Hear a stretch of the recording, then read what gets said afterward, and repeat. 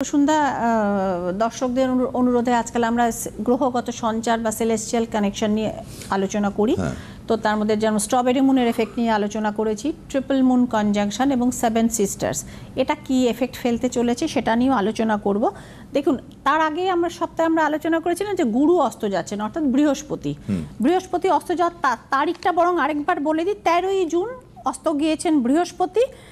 আর যেটাও হচ্ছে যে 26 দিন ধরে গুরু অস্তমিত থাকছেন, অর্থাৎ তার পাওয়ারটা তেজটা কমেছে। এবং আপনি এটা এবার যে প্রশ্নটা হচ্ছে যে তাতে ফলাফলটা কি হচ্ছে, সেটা মানুষ খেয়েছে না মাথায় দিয়েছে। কিন্তু অস্তমিত হওয়ার ফলে দেখুন হওয়া কাজগুলো আটকে গেল। কোথায় কোথায় আটকালো বলেছিলাম আটকাবে, যেটা হচ্ছে জয়েন্ট এন্ট্রান্স, ওবিসি সংস্করণ, কলেজ অ্যাডমিশন, এগুলো সব ডিলেড হয়ে গেছে। এবং সেটা কোথায় হয়েছে না, আমাদের হাইকোর্ট, কিন্তু কলকাতা হাইকোর্ট সেগুলোর উপর একটা স্থগিতাদেশ দিয়েছে। কাজে এই যে ছেলে মেয়েগুলো যারা এখানে প্রসিড করছিল, গুরু দেখুন আমাদের কি দেয়, যে অর্থাৎ বৃহস্পতি যে আমাদের দেয় প্রপার প্লেসমেন্ট, সঠিক জায়গা এবং স্টেবিলিটি। তো স্টেবল হওয়ার জায়গার একটা মূল গেট পাস হচ্ছে শিক্ষা বলে আমরা মনে করি। তো সেক্ষেত্রেও কিন্তু অনেকগুলো জায়গা আইনগত হস্তক্ষেপে কিন্তু সেক্ষেত্রে কিন্তু আটকে গেছে। এবং আর একটা জিনিস যেটা হচ্ছে যে এই যে আমাদের ট্রিপল মুন কনজাংশন এবং সেভেন সিস্টার্স কানেকশন, যেটা কৃত্তিকা নক্ষত্রের মধ্যে মুনটা অর্থাৎ চন্দ্রটা এই সময় এসে পড়েছে, এবং কৃত্তিকা নক্ষত্র মেষ এবং বৃষ রাশি মিলিয়ে থাকেন।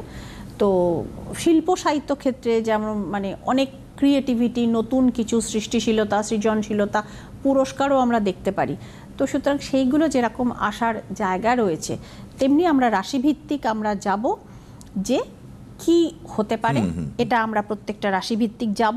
তার আগে আমরা বরং তিনটে রাশি আগে বলে নিই যে কানেকশনটা আমাদের লাইফে কোন তিনটে রাশি ধরছেন। আগে মেষ, বৃষ, মিথুন, এই তিনটে আগে ধরি। সময় থাকলে অবশ্যই চন্দ্রের রাশি কর্কটটা বলে নেওয়াটাই বেটার। তারপর আমি রিডিংয়ে আসবো। ত্রিপুরা থেকে মেল এসছে, আমার অত্যন্ত প্রিয় জায়গা। তো ফার্স্টে মেষ রাশি, কৃত্তিকা, কৃত্তিকারা 6 বোন, এরা মিলে কার্তিকেয়কে বড় করেছিলেন। কৃত্তিকাদের পুত্র হিসেবে তাকে কার্তিকে নামকরণ করা হয়েছিল। তো প্রথমে চলে আসবো আমি মেষ রাশির কথা। মেষ রাশির জন্য দেখতে পাওয়া যাচ্ছে এই সেভেন সিস্টার্স কানেকশন, অর্থাৎ এই সপ্ত কৃত্তিকার যেটা কানেকশন, সেটা অত্যন্ত শুভ। কারণ স্টার, এখানে স্টার ইজ হিয়ার। মেষ রাশির জন্য এই কানেকশন অনেকটা অর্থনৈতিক ডেভেলপমেন্ট এবং লাইফে সাফল্য নিয়ে আসবে। পাশাপাশি যারা কোনো ধরুন প্রমোশন যাদের আটকে ছিল, ধরুন সরকারি চাকরি করছেন কিন্তু প্রমোশন হচ্ছে না, বা চাকরির জন্য চেষ্টা করছিলেন, হ্যাঁ কিছুতেই চাকরিটা হচ্ছিল না। আমাদের প্রোগ্রামে প্রসন্দা প্রচুর ফোন আসে যে সরকারি চাকরি হবে কি, সরকারি চাকরি হবে কি। তো মেষ রাশি লগ্নের মানুষদের কিন্তু সরকারি চাকরি হওয়ার একটা কানেকশন রয়েছে। তো সুতরাং এই যে জায়গাটা, কাজেই বলবো যে এই সেভেন সিস্টার কানেকশন এটা কিন্তু আপনাদের জন্য, এবং ট্রিপল মুন কানেকশন এটাও কিন্তু মেষ রাশির জন্য শুভ ফলই নিয়ে আসছে। চলে আসবো বৃষ রাশি, অর্থাৎ দেখে নেওয়া যাক বৃষ রাশির জন্য এই সেভেন সিস্টার কানেকশনটা কি নিয়ে আসছে। বৃষ রাশির জন্য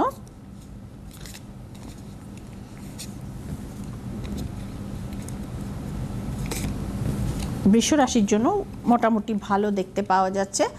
কোনো যদি ডিসপুট চলতে থাকে, মামলা মোকদ্দমা কিছু চলতে থাকে, বা কোনো বড় প্রজেক্টে হাত দিয়েছিলেন, কিছুতেই ব্যাপারটা ঠিক বেরোচ্ছিল না, ডিলটা ফাইনাল হচ্ছিল না, তো সেক্ষেত্রেও কিন্তু ডিলটা ফাইনাল হয়ে যাওয়ার চান্সেস রয়েছে। এবং যাদের বহুদিন ধরে ইচ্ছে ছিল যে আমি একটা ফ্ল্যাট বুকিং করব, বা আমার নিজস্ব একটা আশিয়ানা বা ছোট্ট নীড় একটা হবে, তো আজকালকার দিনে সেটা লোকে ফ্ল্যাটই বেশিরভাগ ভাবতে ভালোবাসেন।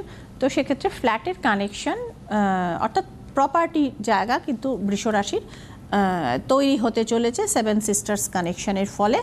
তো এবার চলে আসছি মিথুন রাশিতে। মিথুন রাশি একটু বুদ্ধি দিয়ে কাজ করেন এনারা।